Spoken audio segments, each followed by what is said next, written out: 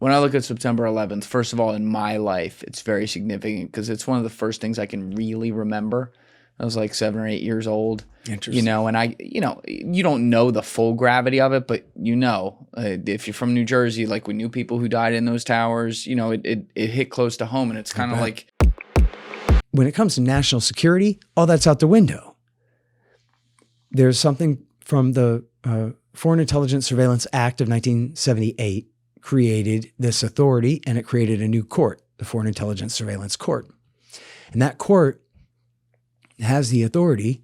The justices are appointed by the Chief Justice of the Supreme Court, and they have the authority to give a warrant to the National Security Agency or the FBI Counterintelligence Division to do, or I guess other national police, if in an emergency anyway, to search or fish on any monitor or surveil anyone who they have a reasonable belief, much lower threshold of evidence. Right. A reason to believe, essentially, is all that means. That this person is an agent of a foreign state or a foreign terrorist group.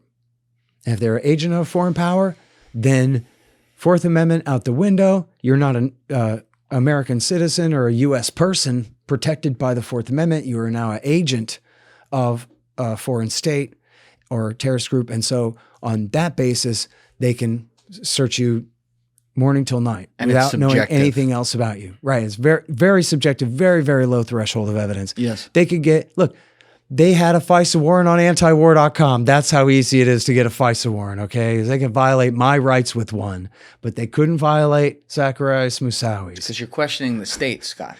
We can't have that. Yeah, Zacharias Moussaoui apparently was doing what they wanted. I don't know. But so here's the thing, though, is they didn't search him. And then September 11th happened. The Michael Rollins and Michael Maltby at FBI headquarters in Washington, they denied Minneapolis the authority to even go ask the court for the warrant. So they didn't even get a chance to. And I think they begged and repeatedly asked and were turned down. And then on September 11th, they asked, now can we get a FISA warrant? And they still were told no. By headquarters, until the director of Central Intelligence, George Tenet, said, hey, I wonder if this has anything to do with that Minneapolis thing. And so that evening, they got their FISA warrant and they searched his papers, and they tied him directly to Ramzi bin al-Shibh and the terrorists in Florida. Bin al-Shibh, I guess, in Spain, and the guys in Florida. So in other words, if they had gotten their FISA warrant on time, they would have been able to roll up the September 11th plot. And why wouldn't FBI headquarters give them their FISA warrant? Even though French intelligence said, we know Moussaoui and his brother, they both fought in Chechnya and are recruiters for the terrorists in Chechnya. FBI headquarters said, we like the terrorists in Chechnya. They're not terrorists. They're freedom fighters. They're our guys. And so that makes them not agents of a foreign terrorist group. There's you can't have your warrant. Every face. There's egg on every face. It's pretty bad, man. It is pretty bad. My God. Yep. It's like when I look at September 11th, first of all, in my life, it's very significant because it's one of the first things I can really remember.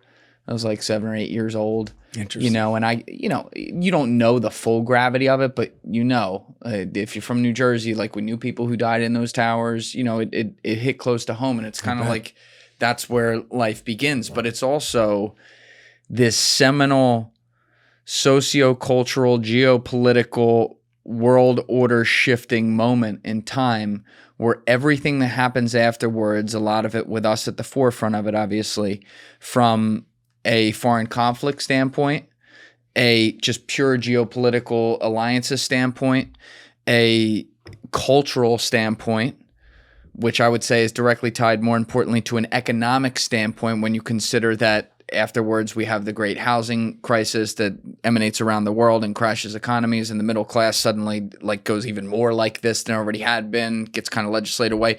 You have this like domino effect that happens after September 11th, and we are now 24 years on from that, plus to where you've had a full generation already pass through of people now having the malaise of this past moment in time, where in the, I guess similarly to the cover of your book here, in the remains of the rubble that we started this whole thing with, there's all these wars that happen that have all different types of, you know, I guess motives behind them, countries that have different opinions and everything, but it has completely made people want to sink away.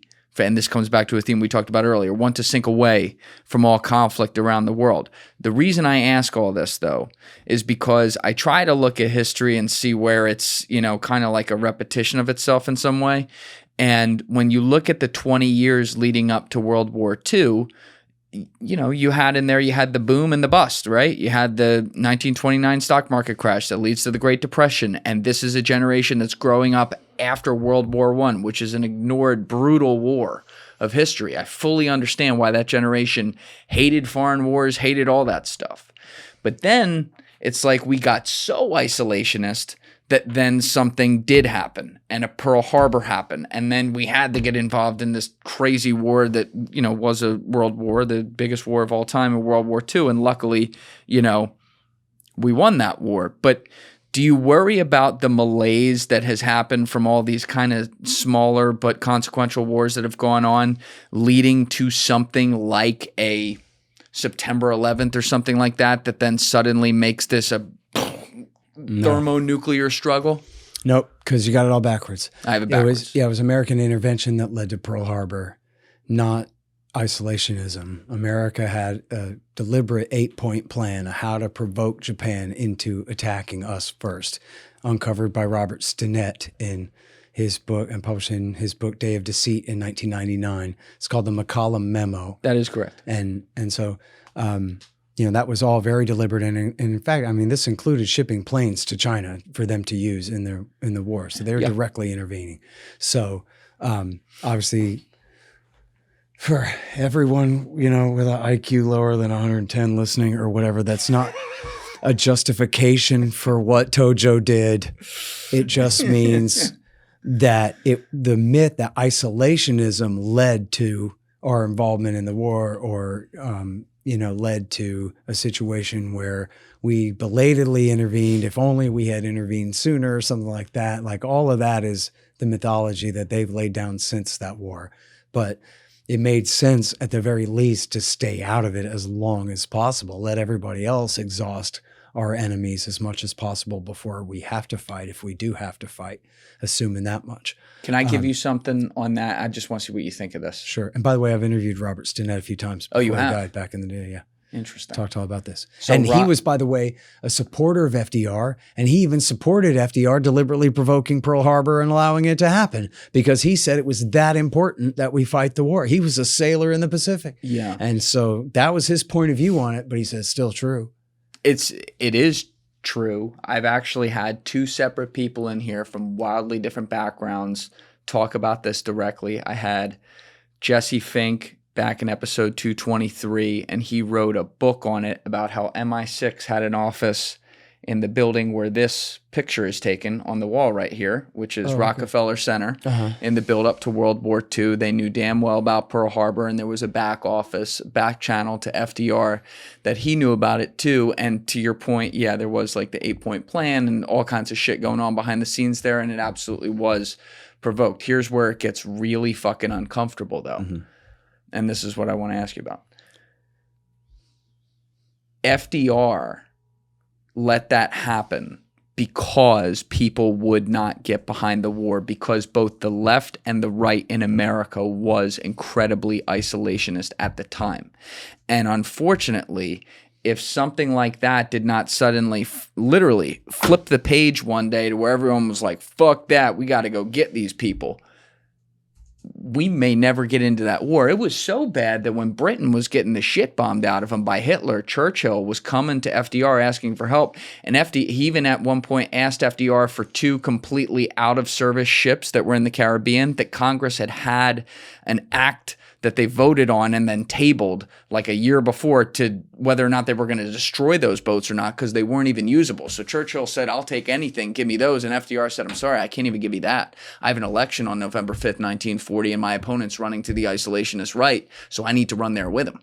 Right? So you had such an isolationist attitude that I would argue, and it certainly gets into a moral question here, that the reason they did the, all right, let's provoke them into doing this was to be able to get the go-ahead to enter the war because they were concerned that if that war blew up and you had an enormous GDP like Hitler had. Thank you guys for checking out this clip. If you haven't already subscribed, please subscribe and hit the like button on this video. It is a huge, huge help. And if you'd like to check out this clip's full podcast episode, that link is in the description below or right here. And finally, you can follow me on Instagram and X by using the links in my description below.